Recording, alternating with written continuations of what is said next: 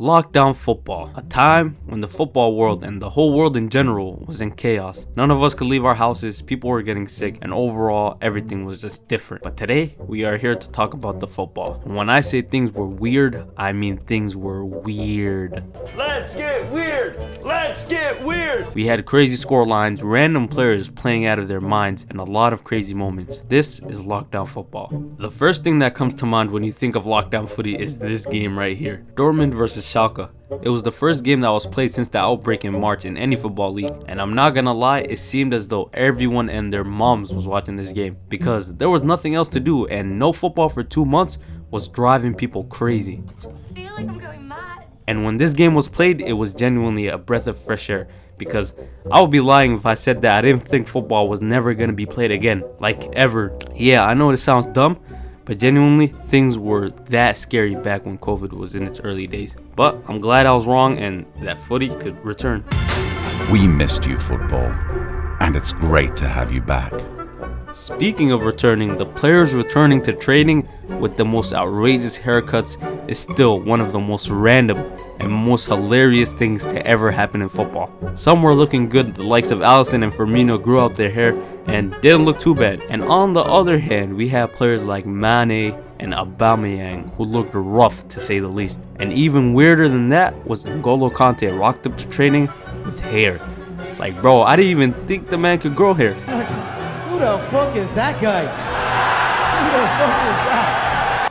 Let's talk about the football, because as you might already know, some players were on crack around this time. The likes of Bruno and Pulisic were all having the time of their life. I'm having the time of my life. But we all know who the main culprit was. Jesse Lingard.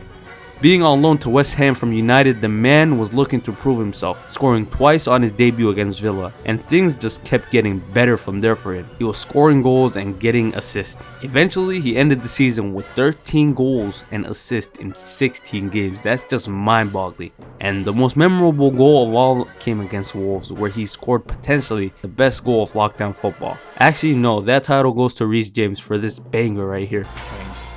Tempted to have a thump here, Reece James! Anyway, you get the point. Jesse Lingard was by far the face of lockdown football. All the things I just mentioned about lockdown football were great, but the most shocking thing was, well, the amount of shock results that were happening. United beat Southampton 9-0. And if you think that's crazy, Liverpool losing 7-2 Aston Villa, which was genuinely absolutely outrageous. Then they took that anger out on Crystal Palace, where Liverpool beat them 7-0. What we do to deserve this? And not just in the Premier League, because in the Champions League it was even crazier. Barcelona losing 8-2 to Bayern, with Coutinho being on loan from Barcelona coming back to haunt his own club. Men over again, Coutinho, and still, and there is another one. Another one in, and they're looking for more goals. And here's Coutinho, and he's got another one. This is ridiculous. It's 8. This is ridiculous. 8, and it's absolutely embarrassing for Barcelona. Other funny moments in lockdown football was Rob Holding yelling at Adama. He's built like a brick. Well, Holding is gonna. Man United getting a penalty after the final whistle. Headed off the line with the last shot of the game, and it ends showpiece. And it is a penalty to Manchester United.